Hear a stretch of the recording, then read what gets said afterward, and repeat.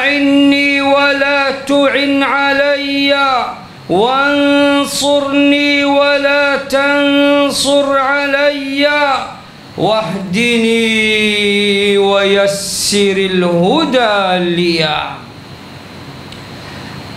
إخوة الإسلام والإيمان، أوصيكم وإياي بتقوى الله جل في علاه.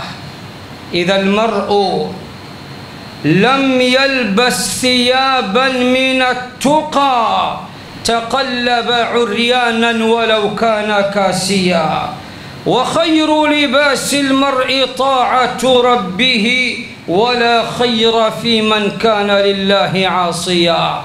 Ndugu zangu Waislamu, wapenzi na wafuasi wa Bwana Mtume Muhammad sallallahu alayhi wasallam, ninakuhusieni pamoja na kuihusia nafsi yangu kumcha Allah jalla fi ulah.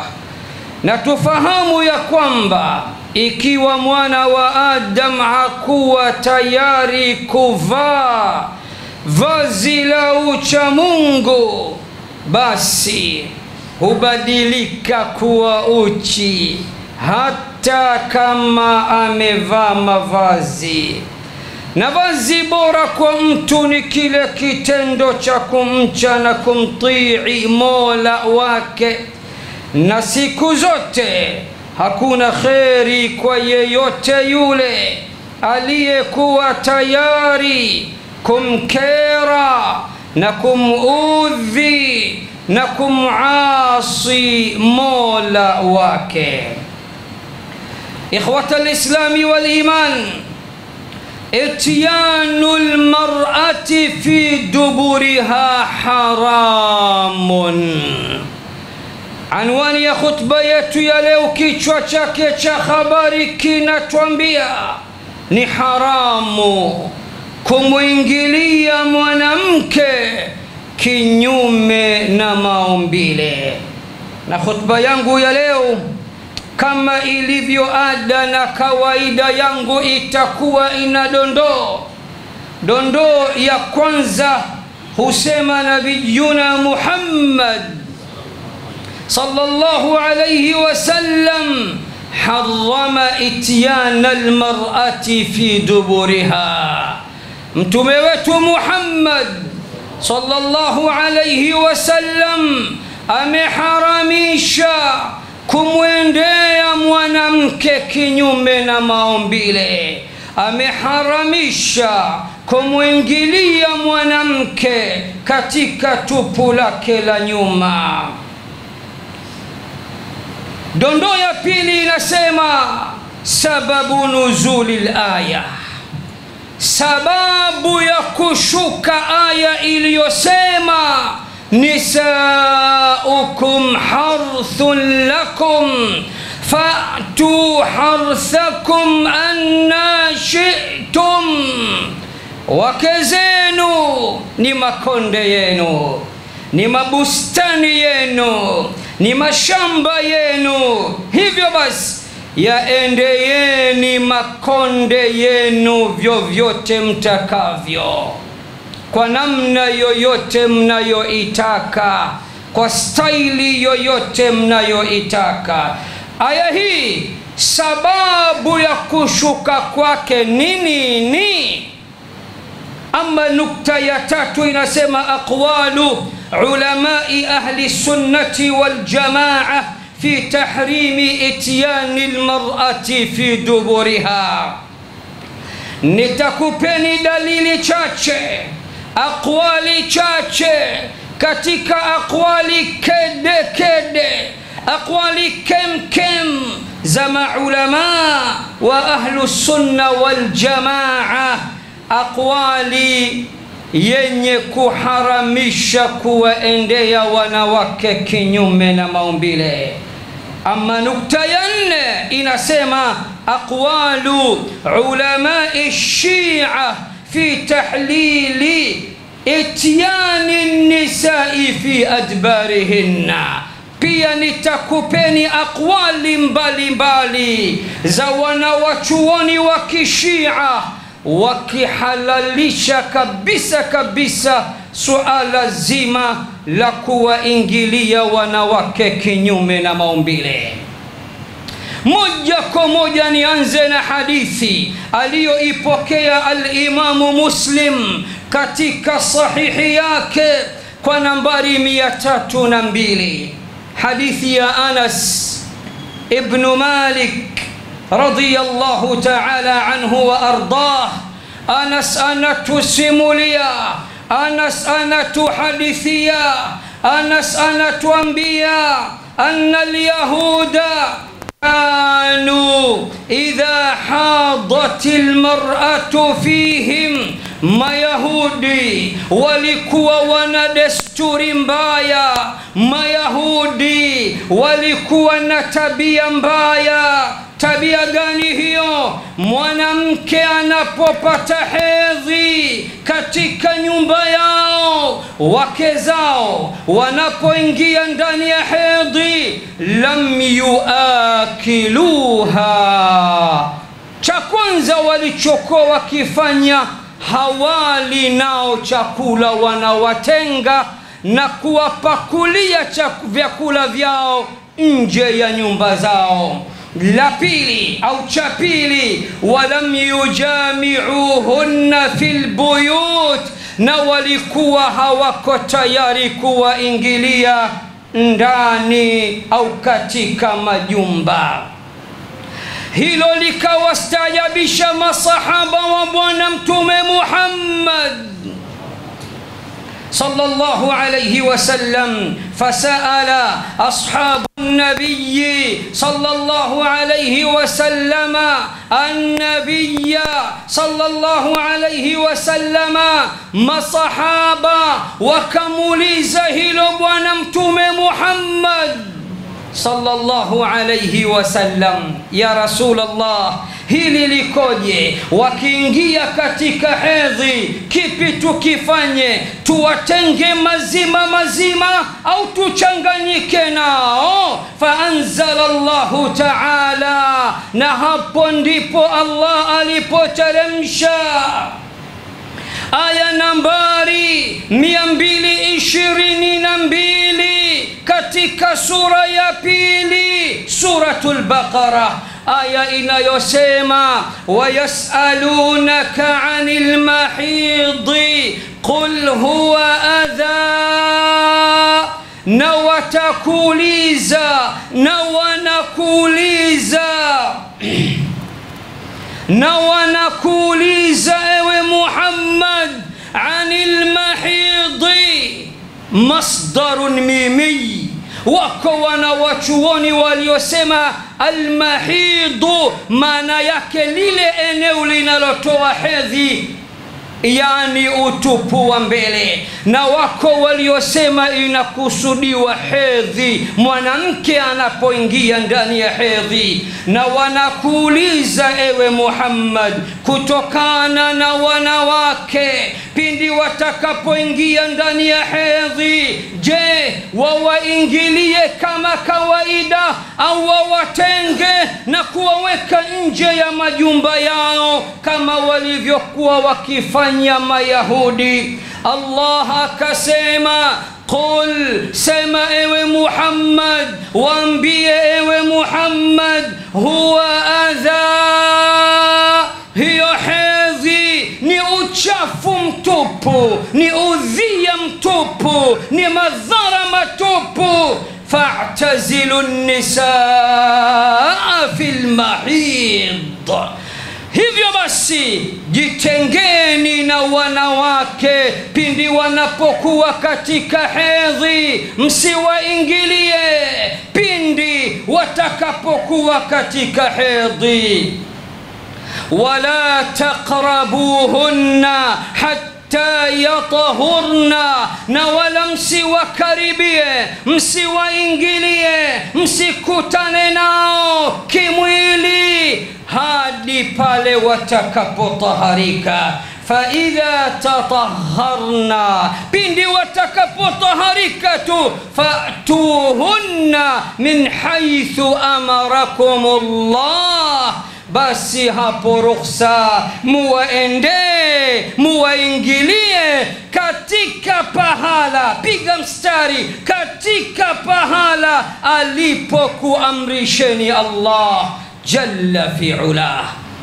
Aya hii ndio ikawa ni jawabu ya masahaba walipotaka kujua wanachokifanya Mayahudi ndicho au sicho, baada ya aya kushuka na Bwana Mtume kuwasomea masahaba zake, piga mstari sasa, tega sikio sasa, niazime masikio ya moyo kabla ya masikio ya kichwa, msikilize mtume wetu, mwalimu wetu, kiongozi wetu, kipenzi chetu, msafi wa wasafi, mstarabu wa wastarabu, Sayyiduna Muhammad sallallahu alayhi wasallam.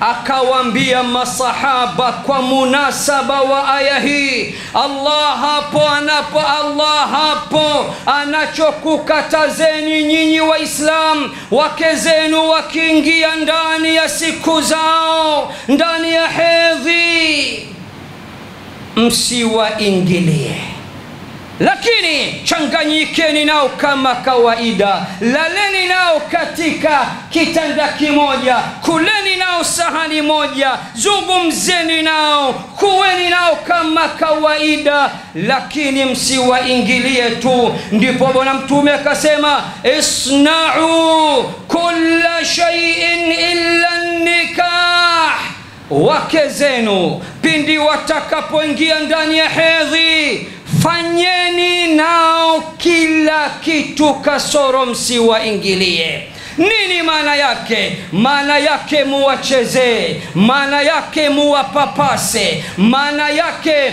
muwabusu, maana yake mustarehe nao kwa namna zote zile, kasoro msiwaingilie.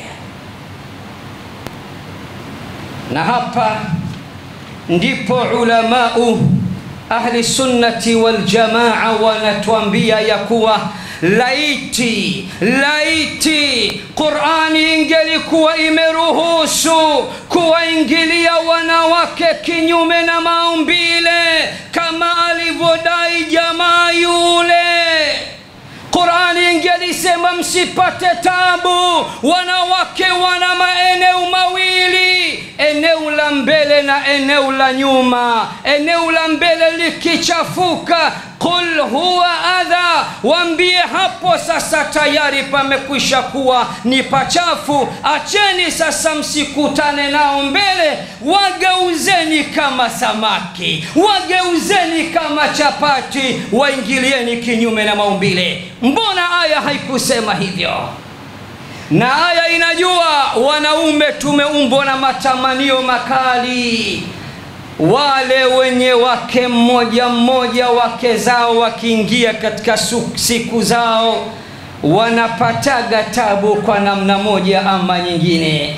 Kwa nini asiseme nyinyi endeleeni na kila kitu, pakichafuka mbele nendeni nyuma kama kawaida? Mbona haikusema hivyo? Sikiliza sasa Anas anasemaje, fabalagha dhalika alyahuda, aya hii iliposhuka, hukumu hii iliposhuka, mafundisho hayo yaliposhuka, habari zikafika kwa Mayahudi. Habari zinasemaje? Waislamu wameruhusiwa kuchanganyika na wake zao, kucheza na wake zao, kucheka na wake zao, kula na wake zao, kulala na wake zao, lakini wamekatazwa wasiwaingilie pindi wanapokuwa katika siku zao. Mayahudi wakasema, faqalu ma yuridu hadha ar-rajulu an yad'a min amrina shay'an illa khalafana fihi. Huyu Muhammad hakuna anachokitaka katika mambo yetu ila ni kwenda kinyume na sisi. Hadithi hii ni miongoni mwa ahadithi zinazothibitisha ya kuwa Uislamu haujaruhusu kuwaendea wanawake kinyume na maumbile. na laiti ingeliwaruhusu, ingelisema tu msiwaingilie wakati wa hedhi kwa sababu kule kumechafuka, waingilieni kule nyuma. Na ndipo ulamau ahli sunnati wal jamaa, pokea matirio wewe, pokea nondo wewe, pokea ilmu wewe. Sikiliza ulamau ahli sunna wal jamaa wanasemaje: idha kana Allahu harrama qurba almar'ati hina haidatiha للنجاسة العارضة فما بال في دبرها حيث النجاسة اللازمة أو كما جاء. Ikiwa Allah amekataza kuwa ingilia wanawake katika tupu lile la halali, tupu lile la siku zote, Allah kawapiga stop wanaume wasiwaingilie wanawake kwa sababu tu kuna uchafu, tena uchafu wa muda. Vipi Allah awaruhusu wanaume wawaingilie wake zao katika tupu ya nyuma, tupu ya nyuma ambayo ina uchafu wa kudumu 24/7? Nanielewa? Ikiwa kule mbele kuna katazwa wakati mwanamke anapokuwa katika hedhi, na Qur'ani inasema msiwakurubie kwa sababu wapo katika uchafu, wapo katika najasa, wapo katika najis, vipi Qur'ani iruhusu nyuma ambako milele na milele ni uchafu kwenda mbele? Vipi? Tayib, sasa nataka niendelee kukupa maneno ya Mtume Muhammad sallallahu alayhi wasallam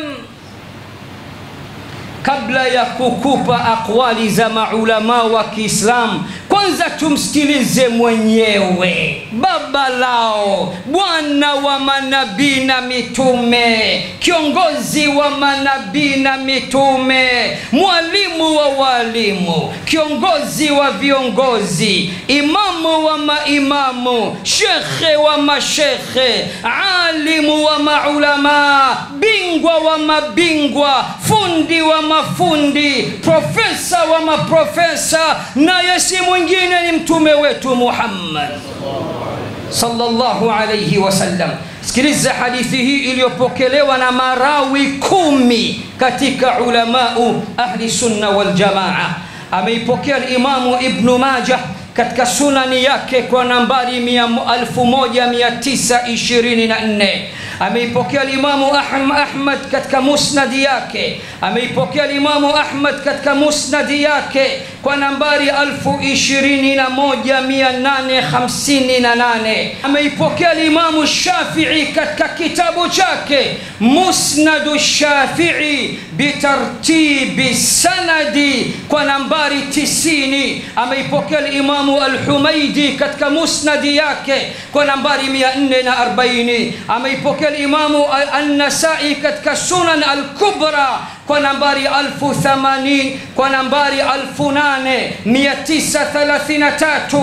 Ameipokea al-Imamu al-Jarud katika al-Muntaqa kwa nambari 728. Ameipokea al-Imamu Ibn Hibban katika sahihi yake.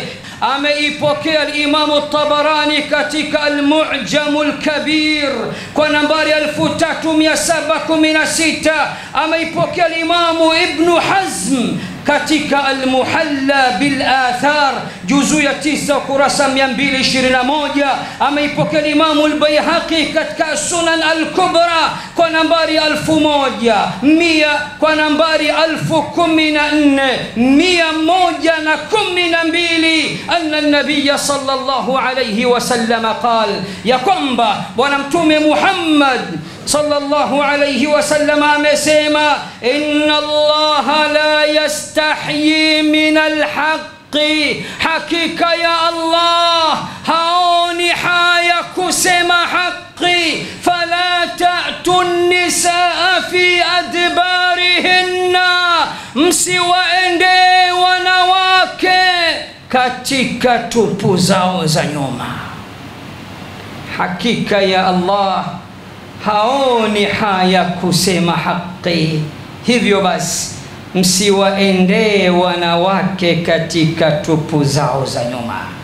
Hayo ndio mafundisho ya Uislamu, na hayo ndio mafundisho ya Mtume Muhammad, na hayo ndio mafundisho ya Mtume Muhammad sallallahu alayhi wasallam. Nini sababu sasa ya kushuka kwa aya hii? Aya iliyosema nisaukum harthun lakum, wake zenu ni makonde yenu, fa'tu harthakum anna shi'tum, waendeeni, yaendeeni makonde yenu vyovyote mtakavyo na kwa namna yoyote mnayoitaka. Aya hii ilishuka kwa sababu gani? Al-Imamu al-Bukhari anapokea hadithi kwa nambari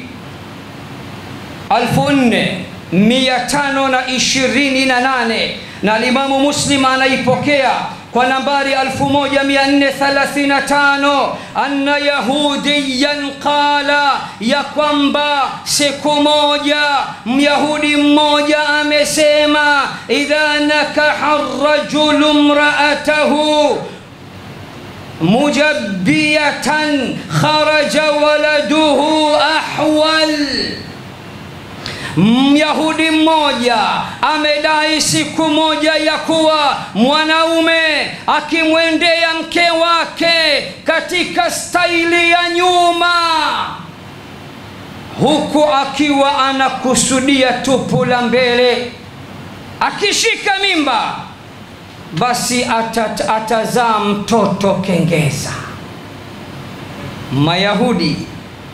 Myahudi mmoja katika kupotosha alisikika akisema mwanaume akimjia mke wake kwa nyuma, katika staili ya nyuma, kwa ajili ya kumwendea mbele kupitia nyuma, akishika mimba atazaa mtoto kengeza.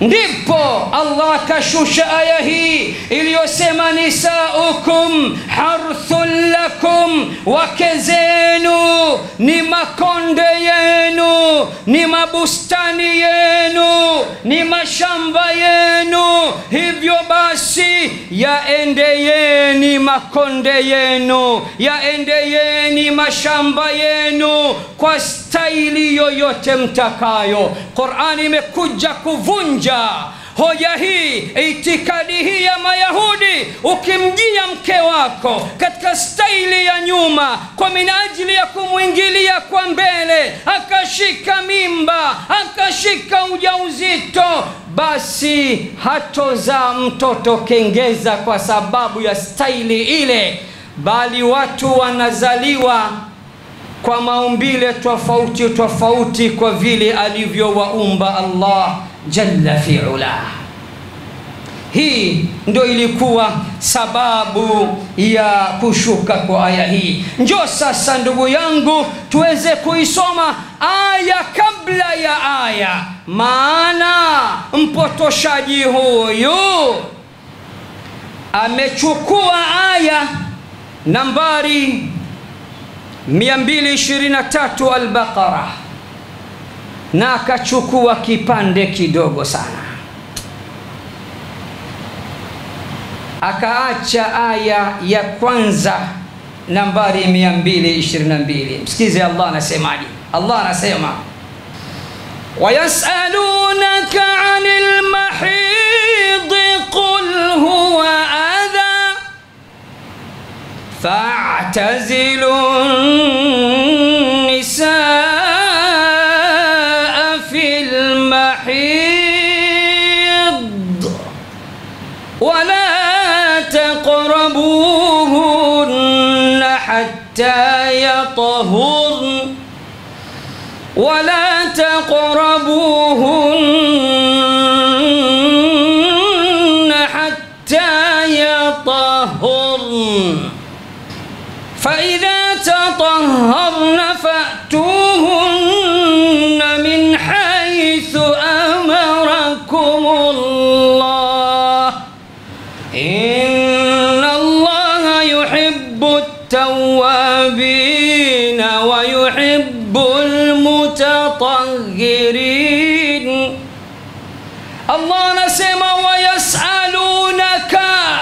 watakuuliza ewe Muhammad, anil mahidhi, kuhusiana na hedhi. Wake zao wakiwa katika hedhi wawaende kama kawaida, wasiwaende. Qul huwa adha, sema ewe Muhammad, huo ni uchafu, hiyo ni udhia, hayo ni madhara. Fa'tazilu nisaa fil mahid, jitengeni na wanawake pindi wanapokuwa katika hedhi. Wala taqrabuhunna hatta yatahurna, na wala msiwakurubie mpaka pale watakapotaharika. Fa idha tatahharna, na pindi watakapotaharika, fa'tuhunna min haythu amarakumullah, basi waendeyeni, waingilieni katika pahala alipokuamrisheni Allah. Inna Allaha yuhibbu at-tawwabina,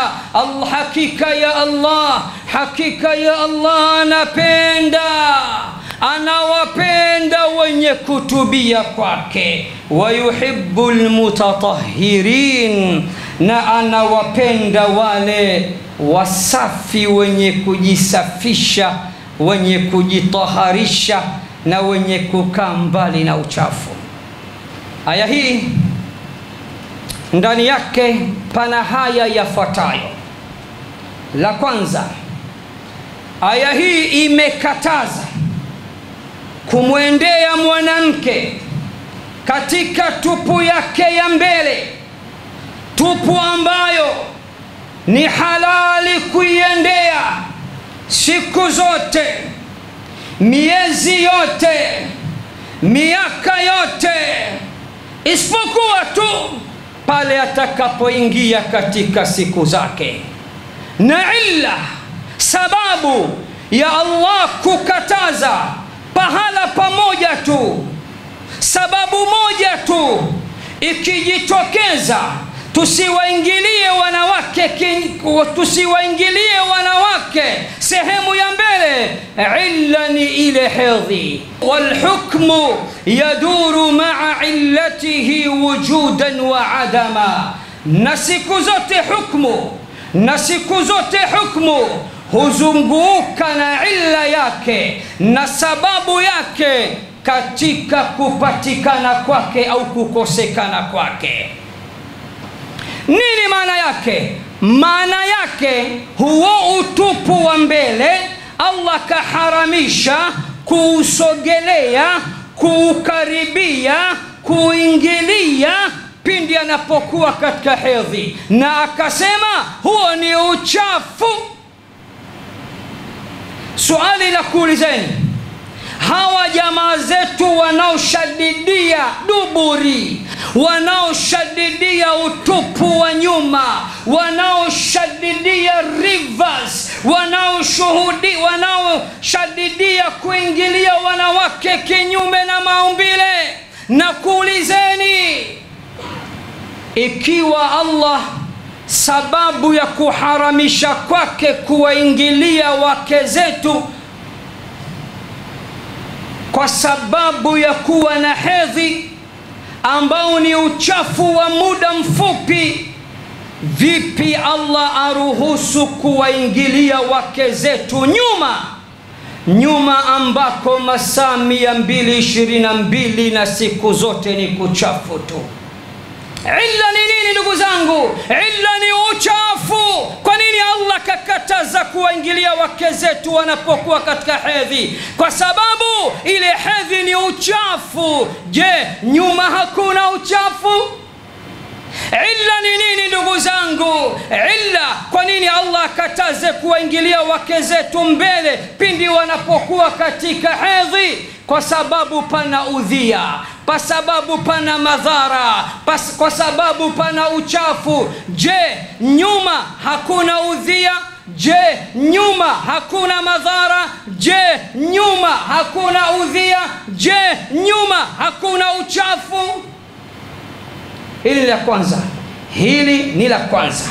La pili, aya hii imetaja neno la fa'tu kama ilivyotaja aya ya pili fa'tu. Hebu sikilizeni. Aya hii inasema fa idha tatahharna, pindi wake zenu watakapotaharika, wakamaliza hedhi, wakataharika, wakasafishika, fa'tuhunna min haythu amarakumullah, hapo waendeyeni, waingilieni katika pahala alipokuamrisheni Allah. Mafhumu al-mukhalafa, kwa kuwa kuna pahala kaamrisha Allah, maana yake kuna pahala pia kakataza.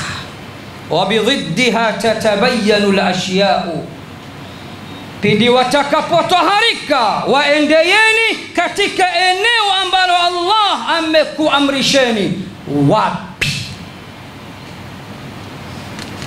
Katika tupu ya mbele. Ushahidi, aliwapiga stop hapo awali kwa sababu pana uchafu, akawaambia wakisha toharika sasa ruksa waendeyeni katika tupu ile ile ya mbele, na ndipo pahala alipokuamrisheni Allah.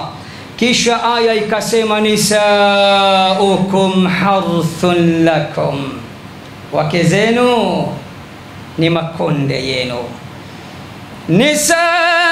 Nisaukum harthun lakum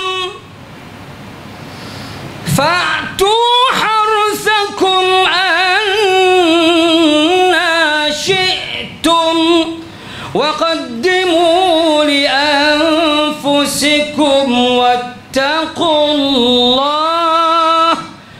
wattaqullaha wa'lamu annakum mulaquh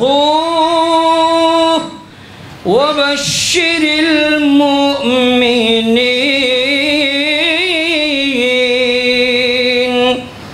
Wake zenu ni makonde yenu, wake zenu ni mabustani yenu, wake zenu ni mashamba yenu. Hivyo basi fa'tu harthakum anna shi'tum, yaendeyeni makonde yenu, yaendeyeni mashamba yenu, yaendeyeni mabustani yenu kwa staili yoyote mnayoitaka.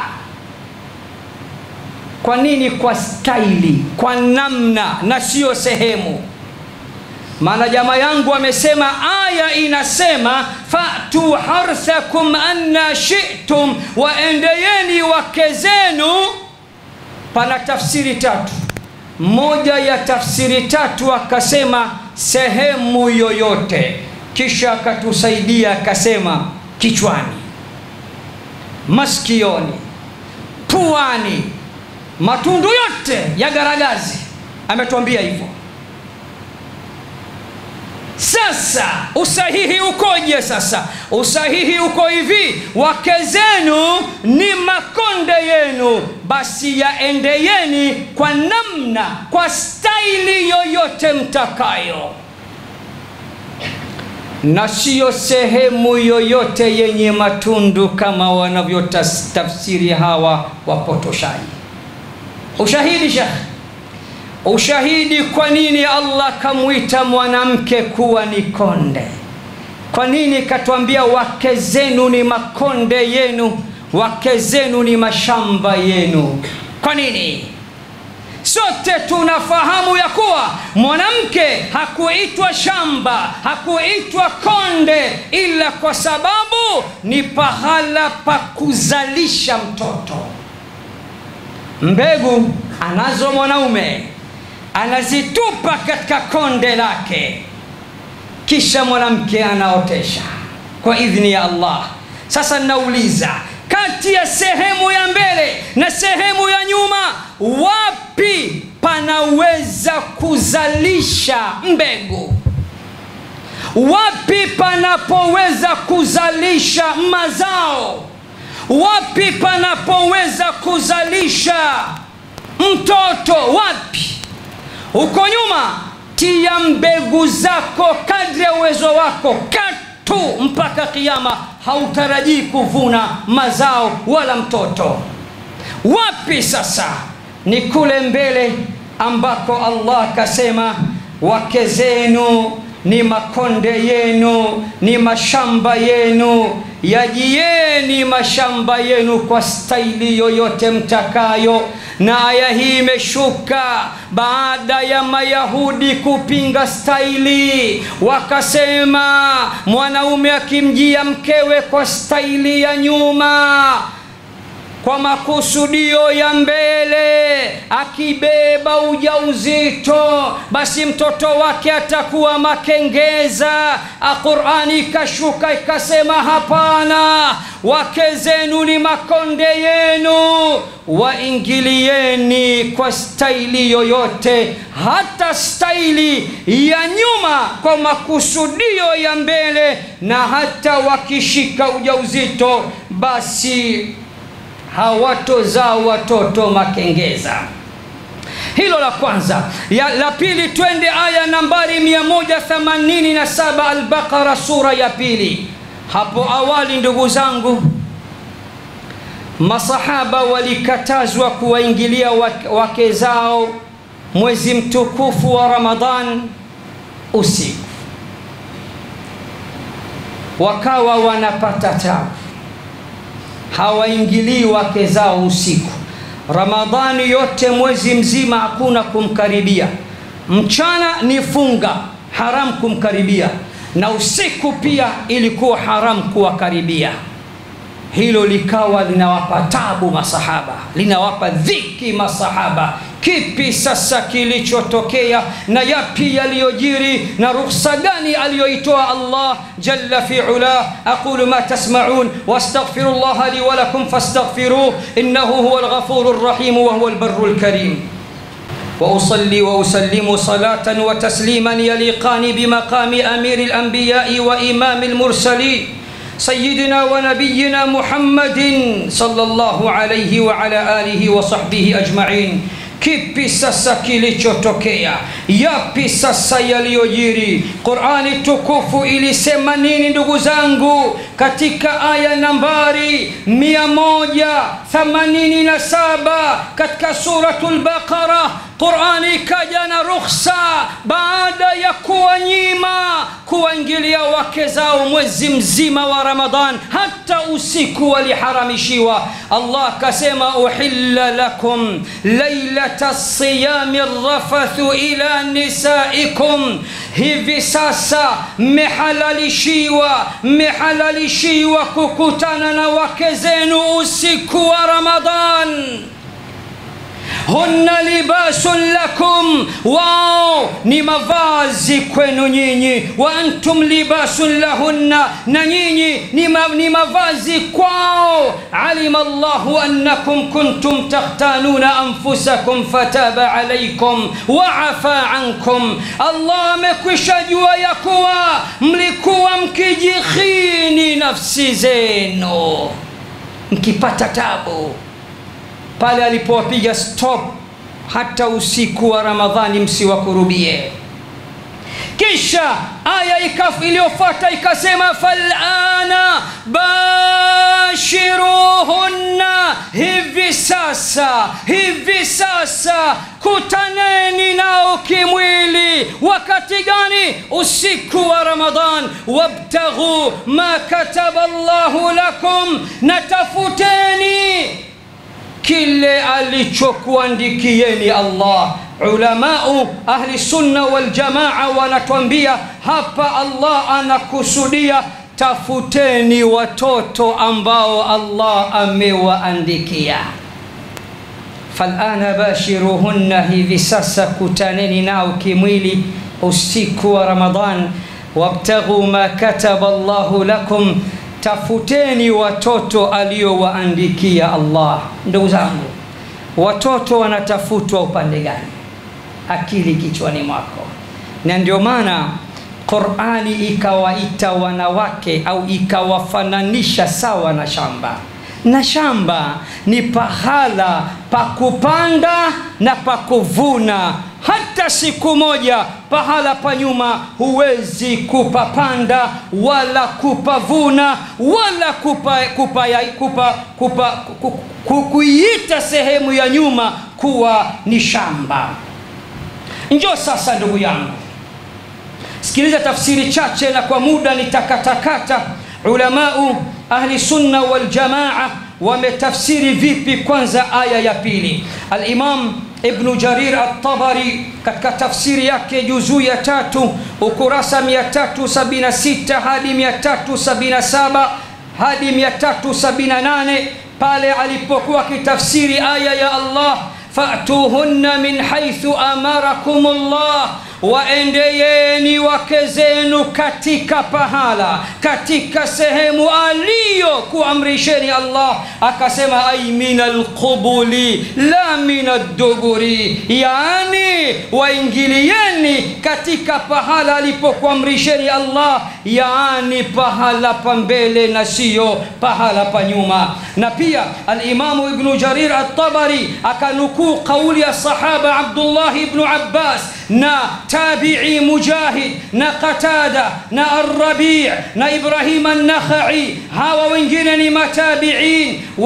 wakitafsiri ya kuwa waendeeni katika pahala alipokuamrisheni Allah, wakasema ay fil farji, yani waendeeni katika pahala pembele, sehemu ya mbele. Al-Imam al-Qurtubi naye anasema katika tafsiri yake juzuu ya 3 kurasa 93, alipokuwa kitafsiri kauli ya Allah, fa'tu harthakum anna shi'tum, yaendeeni makonde yenu vyovyote mtakavyo, kwa namna yoyote mtakayo, yani kwa staili yoyote mtakayo. Al-Imam al-Qurtubi akasema ay min khalfin, yani waendeeni kwa staili zote, staili ya nyuma, lakini mkiwa mnakusudia kuipata utupu wa mbele.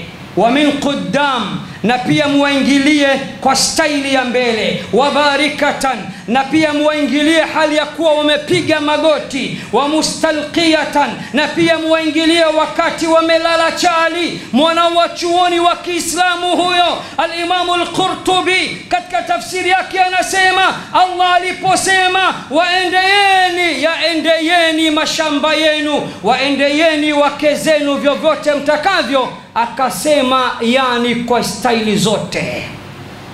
Mwisho akamalizia wa mutajiatan, pia muwaendee hali ya kuwa wamelala ubavu.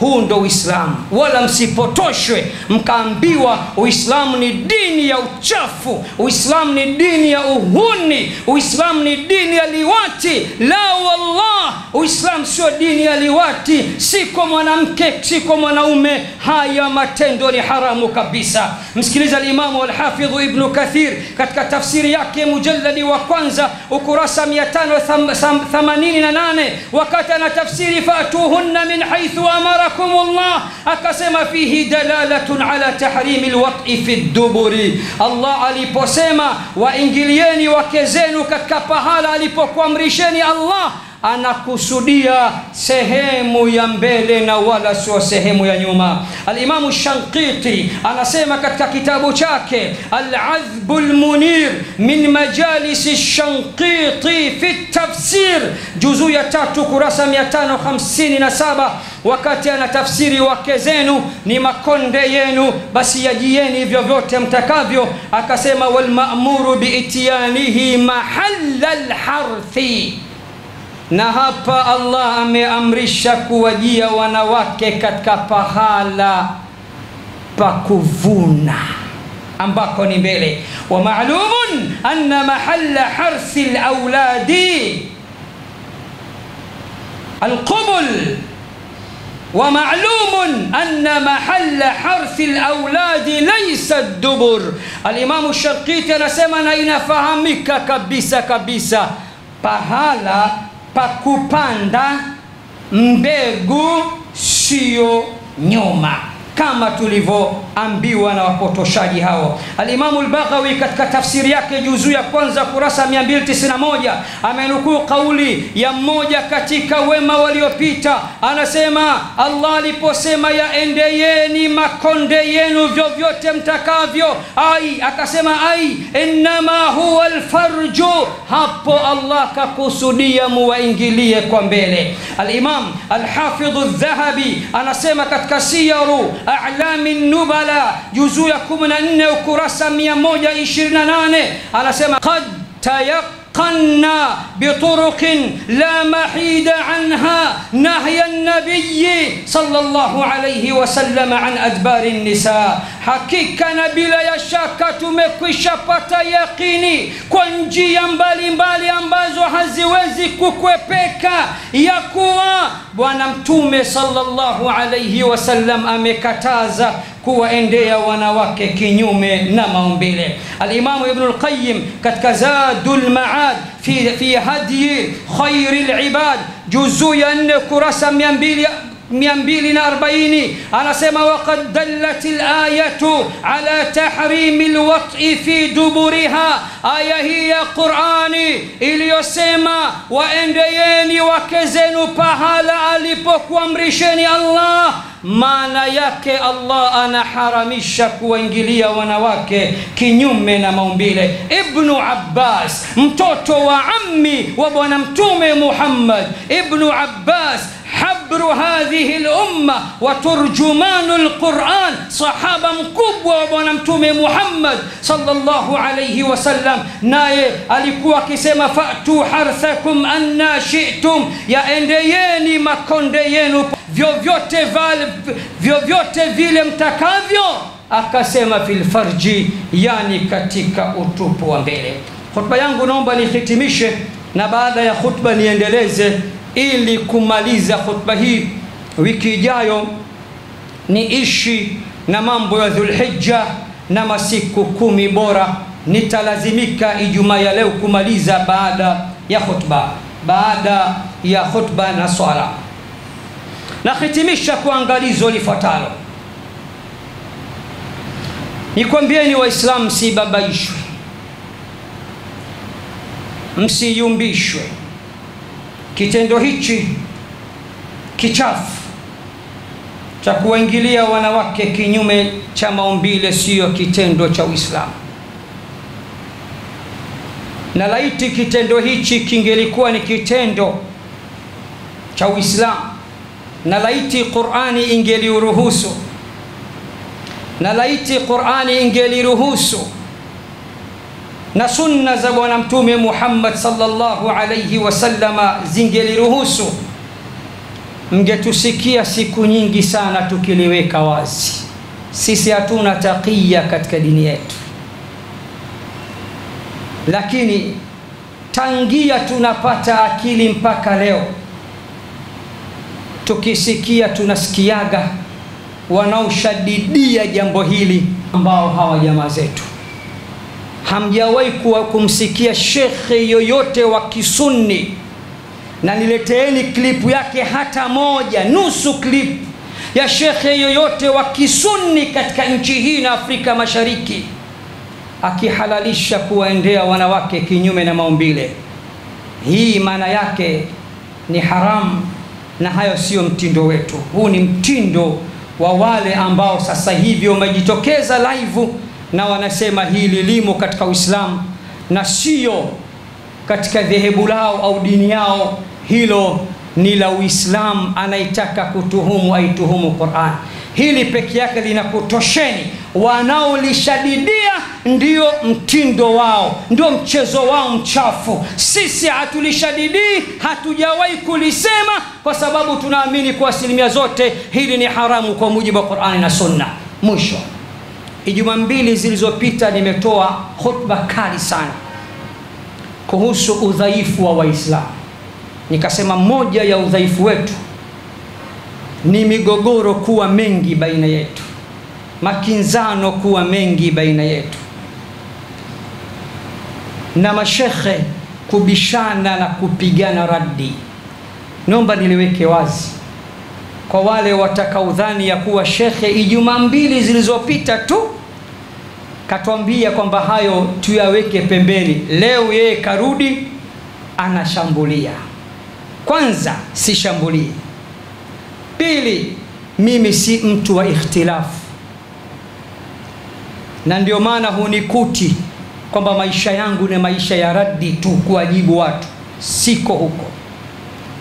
Kwa nini? Kwa sababu mengi tunayobishania ni mambo ya furu, ni matawi katika dini na sio asili katika dini. Sio vitu vya nguzo, sio vitu vya fardhi. Tunabishana kwa vitu vidogo vidogo. Mimi nikaona nijiepushe kupoteza muda wangu kushadidia vitu ambavyo ni vidogo vidogo, na hata ukivipigia kelele hakuna aliyeamini kuwa hivi ataamini hivi, na hakuna atakayebadilika katika hilo. Lakini mimi nilivyo, mtu akijitokeza akamtukana Allah au akamtukana Mtume Muhammad au akaikosea Qur'an au akaitukana Qur'an au akainajis Qur'an au akawatukana masahaba wa Mtume Muhammad au akawatukana watu wa nyumba ya bwana Mtume Muhammad, alu nabiyina Muhammad, alu baiti sayyidina Muhammad, mimi nitasimama mimbarini, kwa sababu hiyo sio vitu vidogo vidogo, hivyo ni vitu vikubwa.